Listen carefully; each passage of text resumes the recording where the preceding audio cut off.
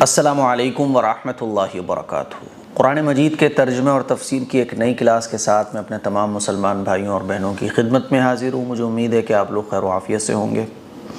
آج ہم لوگ پڑھیں گے سورہ علق کا ترجمہ اور تفسیر۔ یہ سورت بھی مکی ہے اور اس سورت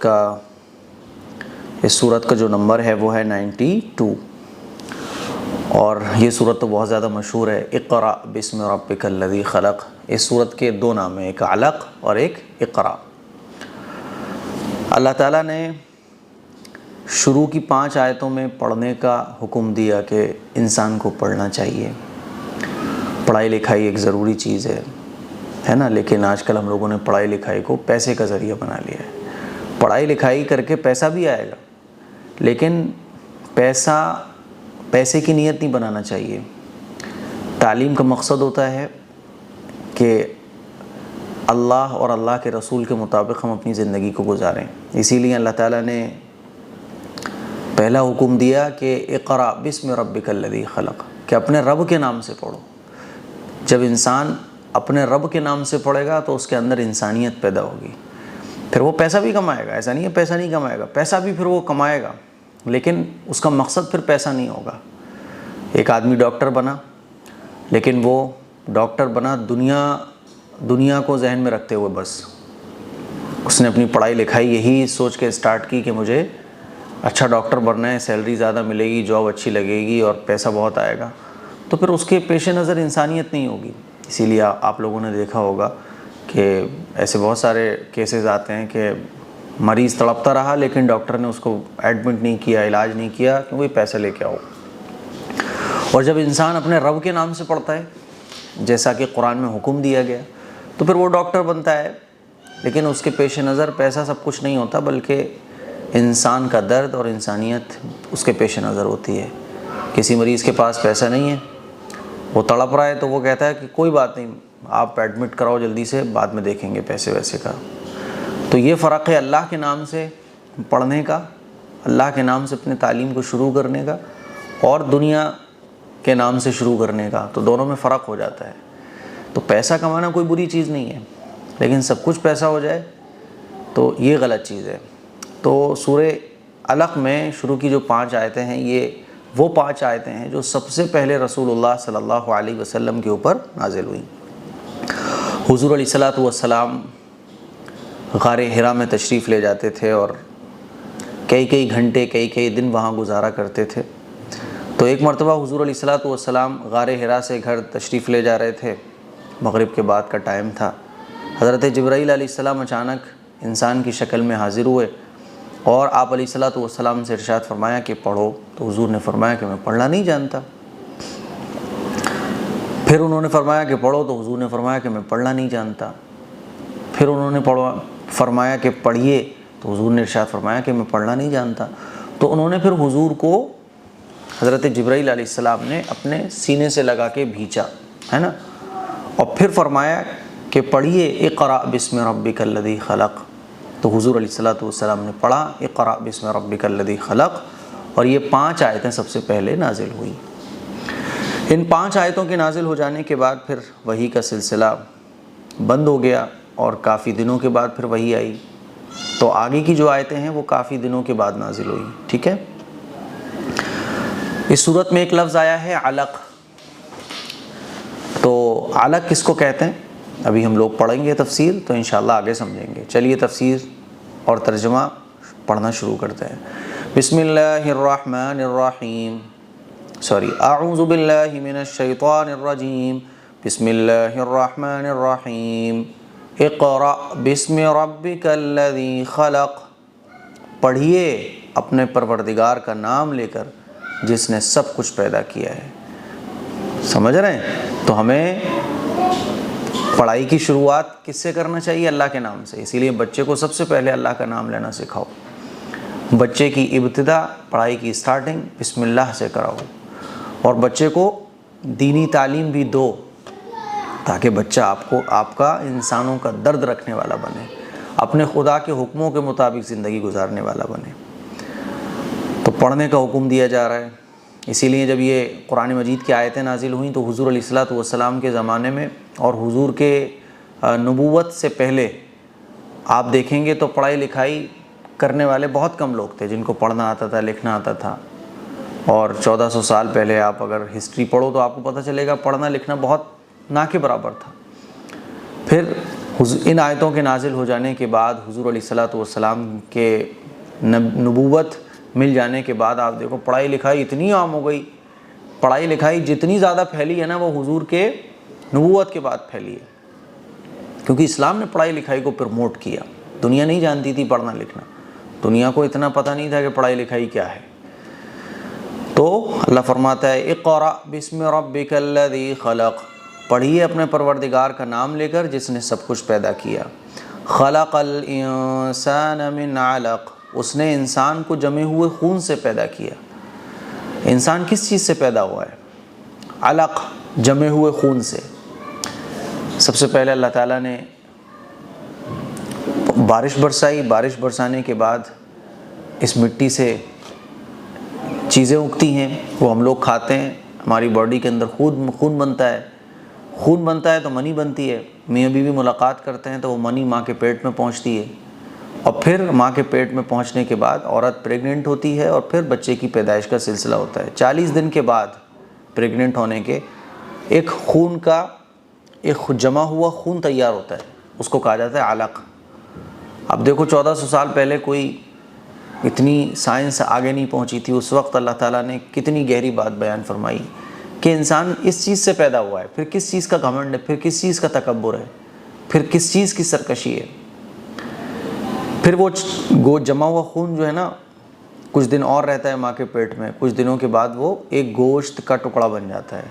پھر کچھ دنوں کے بعد اس میں ہڈیاں بن جاتی ہیں، پھر کچھ دنوں کے بعد پورا چہرہ بن جاتا ہے. تو ایسے انسان کا پورا پروسیجر ہے، ماں کے پیٹ میں پروسیس ہوتا ہے شروع سے لے کے آخر تک. کبھی آپ یوٹیوب پہ سرچ کر کے دیکھیے کہ کیسے بچہ شروع سے لے کے آخر تک بنتا ہے. تو اللہ کی عجیب و غریب قدرت آپ کو نظر آئے گی. تو اللہ تعالیٰ فرما رہا ہے کہ دیکھو ہم نے انسان کو کیسے پیدا کیا. پھر بھی انسان اتنا بڑا کمینہ ہے کہ اللہ کی ناشکری کرتا ہے، اللہ کے احکام کو توڑتا ہے، اللہ کی عبادت نہیں کرتا. اس نے انسان کو جمے ہوئے خون سے پیدا کیا. اقرأ وربک الاکرم، پڑھیے اور آپ کا پروردگار سب سے زیادہ کرم والا ہے. اقرأ، پڑھیے، وربک الاکرم، اور آپ کا پروردگار سب سے زیادہ کرم والا ہے. اللہ تعالیٰ کہہ رہا ہے میں بڑا مہربان ہوں، میں بہت تم لوگوں سے محبت کرتا ہوں، دیکھو میری عبادت کر لو، میرا کہنا مان لو. الذی علم بالقلم، جس نے قلم سے تعلیم دی ہے نا. پڑھنا لکھنا کتنی بڑی اللہ کی نعمت ہے. سوچئے ذرا پڑھنا لکھنا نہ ہوتا تو کتنی پرابلمس ہوتی. انسان جانور ہی تو تھا. جب حضور کی نبوت، جب حضور کی پیدائش ہوئی اس وقت آپ دیکھو دنیا کا کیا عالم تھا. الذی علم بالقلم، جس نے قلم سے تعلیم دی.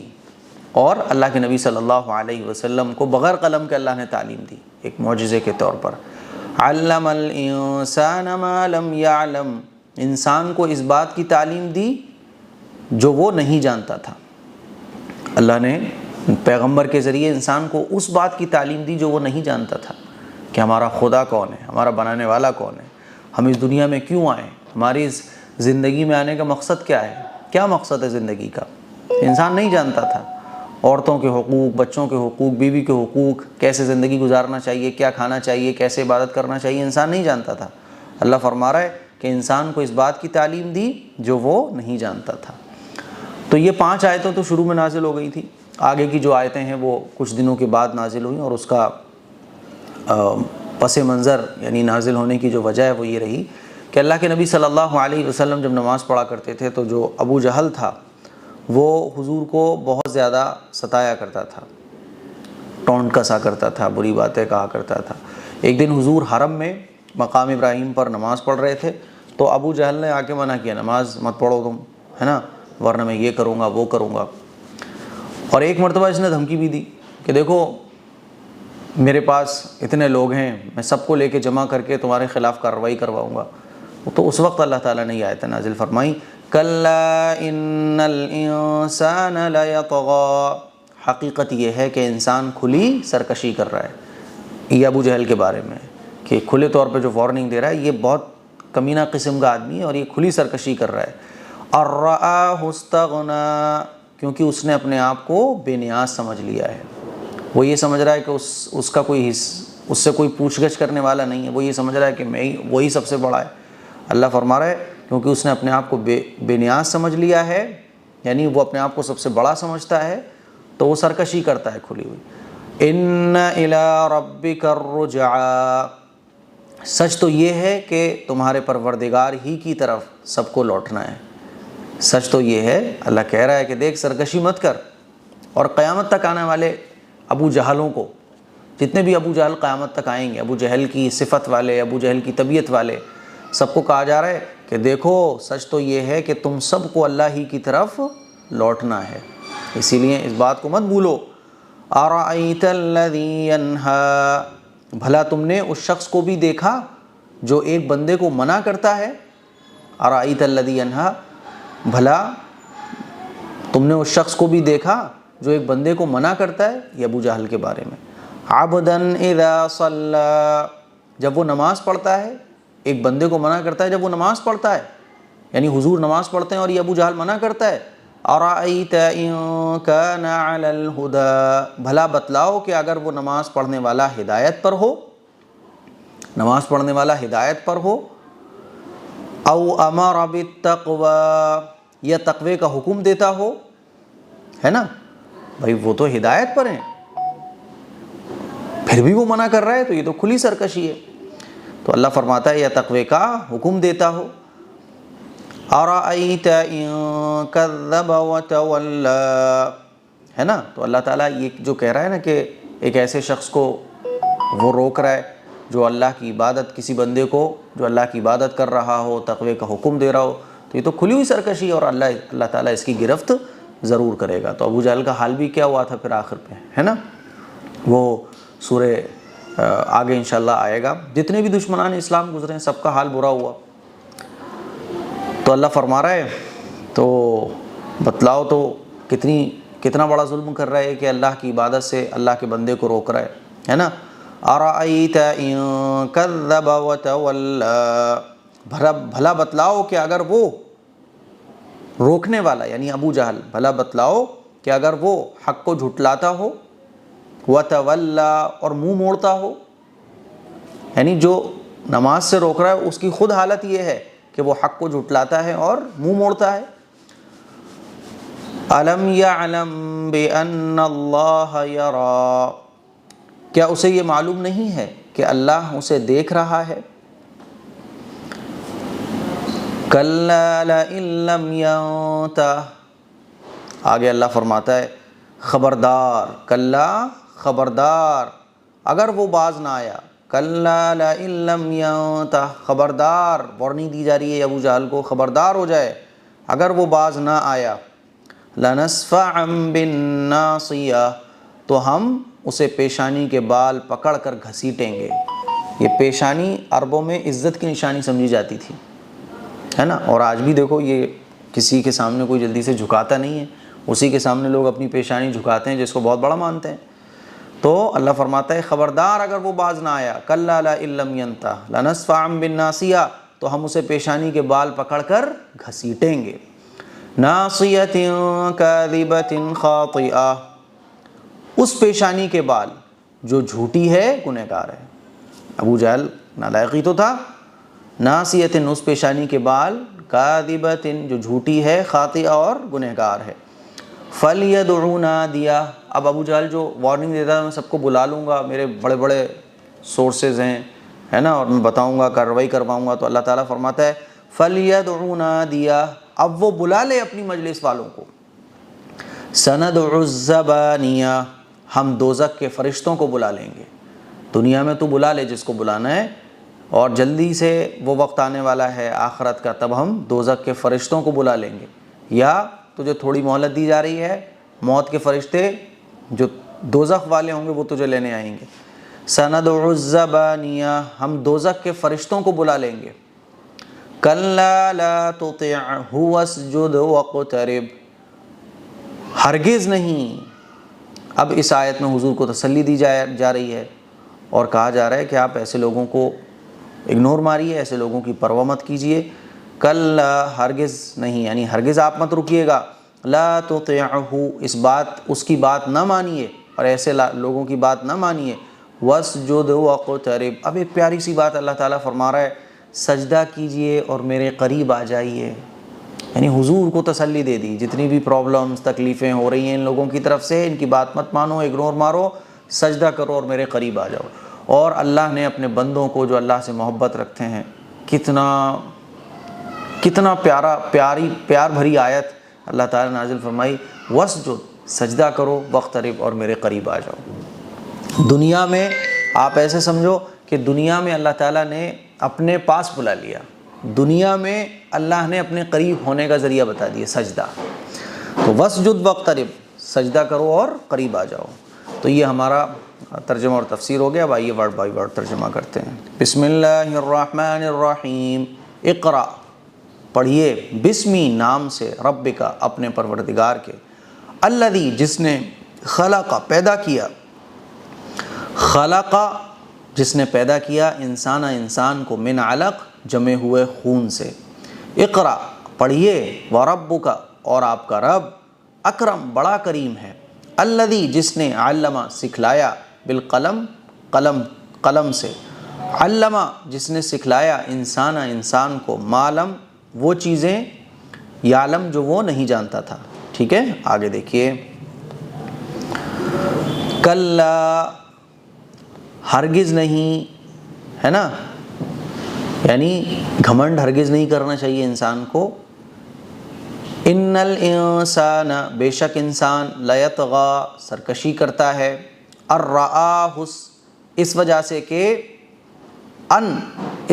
کہ رآہ، دیکھتا ہے وہ خود کو، تغنا، کہ وہ بے نیاز ہے، ان، بے شک، الی ربک، آپ کے پروردگار ہی کی طرف، رجعا، سب کو لوٹنا ہے، ارأیت، بھلا بتلائیے تو صحیح، الذی، جو شخص، ینہا، روکتا ہے، عبدن، کسی خاص بندے کو، اذا صلی، جب وہ نماز پڑھتا ہے، ارأیت، بھلا بتلائیے تو، ان کان، اگر ہے وہ، علی الہدی، ہدایت پر، او امر، یا حکم دیتا ہے وہ، بالتقوی، پرہیزگاری کا، ارأیت، بھلا بتلائیے تو صحیح، یعنی ارأیت کے معنی ہوتے ہیں کہ آپ نے دیکھا، دیکھ رہے ہو، ہم لوگ بولتے ہیں نا اردو میں، دیکھ رہے ہو یار، دیکھ رہے ہو، تو ایسے عربی میں کہا جاتا ہے، ارأیت ان کذب، اگر جھٹلایا اس نے، وتولی، اور منہ موڑا، الم یعلم، کیا نہیں جانتا وہ، بان اللہ، کہ اللہ، یرا، اسے دیکھ رہا ہے،